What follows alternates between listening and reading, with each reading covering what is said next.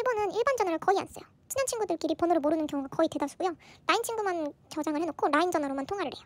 길 가다가 번호 딸 때도 전화번호 안 물어보고 라인으로 물어봐요. 라인 교환하실래요? 이렇게. 다음 6번. 아침에 지하철을 탈 때 기다렸다가 탄다.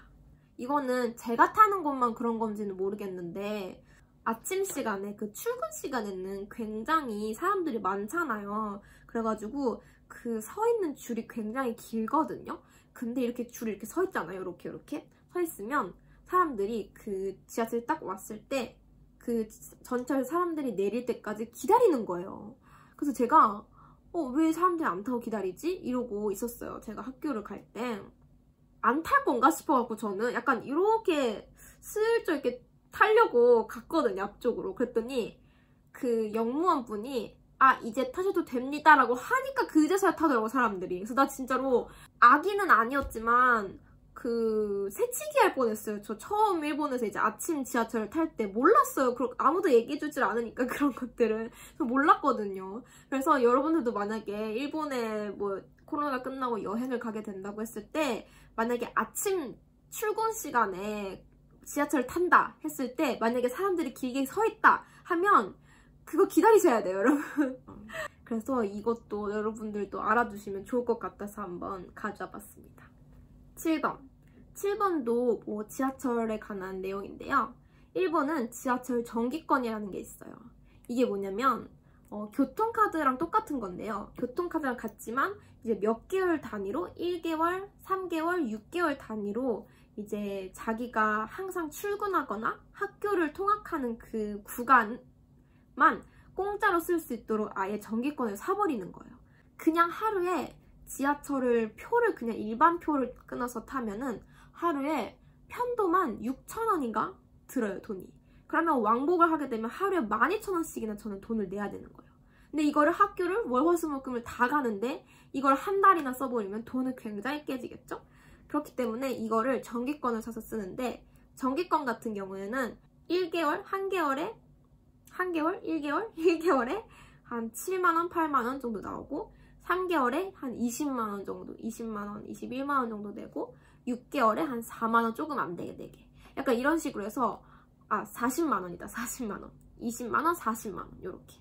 그래서 이렇게 정기권을 사서 쓰는 사람들이 대부분이에요. 회사원분들도 그렇고 학생분들도 그렇고. 그래서 이제 학교 갈 때뿐만 아니라 만약에 학교와 학교 그 집 사이에 만약에 여기 중간 지점까지 가고 싶어요. 뭐 토요일이든 일요일이든 친구가 놀러 가고 그랬어.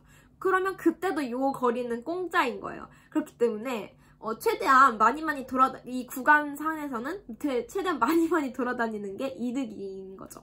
그래서 저는 거의 이제 친구들이랑 어디 가서 막 놀자 이럴 때는 그 사이의 구간들을 그 사이의 구간에서 놀자 이런 식으로 얘기를 하기도 한답니다.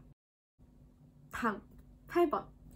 8번은 진짜 제가 가장 놀랐던 점인데요. 아직까지도 일본은 민증이란 시스템이 없어요. 일본은 이제서야 조금씩 이제 마이넘버 카드라고 민증 비슷한 거를 이제 카드를 발급하기 시작했어요. 그럼 그 전까지는 도대체 어떻게 자기 신분을 밝혔냐? 일본은 보건증이라는 걸 들고 다녀요. 보건증도 이렇게 종이로 된 거거든요. 종이 카드로 된 이제 이런 카드인데 심지어 거기는 사진도 없어서 사진이 필요한 그런 곳에서는 사용하지도 못해요. 사진도 안 붙어 있어서. 그래서 진짜 여권을 가져간 친구도 있었고 아직 그 운전면허증이 없는 친구들은 여권으로 다 아니면 이제 학생증에 일본은 이제 생년월일도 적혀있기 때문에 생년월일 주소, 이름이 적혀있기 때문에 학생증을 쓰거나 근데 오늘 학생증도 까먹었고 보건증도 이제 얼굴이 없어서 안 된다. 그러면 진짜 여권밖에 없는 거예요. 낼 수 있는 게. 아직 면허도 안 땄고 그러면은 진짜 여권밖에 없는 거예요. 그래서 근데 이제 슬금슬금 이제 마이넘버 카드를 만들고 있기 때문에 지금쯤 이제 갖고 있는 분들도 계실 테지만 제 주변에서는 아직 안 만든 친구들이 더 많아요. 이게 마이넘버 카드 만드는 것도 되게 복잡하다고 하더라고요. 그래서 시간도 오래 걸리고. 그래서 진짜 민증이 없다라는 게 정말 신기했어요. 다음 9번. 배달 음식의 종류가 너무 적어요. 진짜 한국의 배달 시스템은 정말 박수를 받아 마땅해요. 정말. 한국은 진짜로 요즘에는 빙수도 배달되고 뭐 마카롱도 배달되더라고요. 저번에 저 한국 갔을 때 보니까. 그 회도 배달되고 뭐도 배달되고 다 배달되잖아요.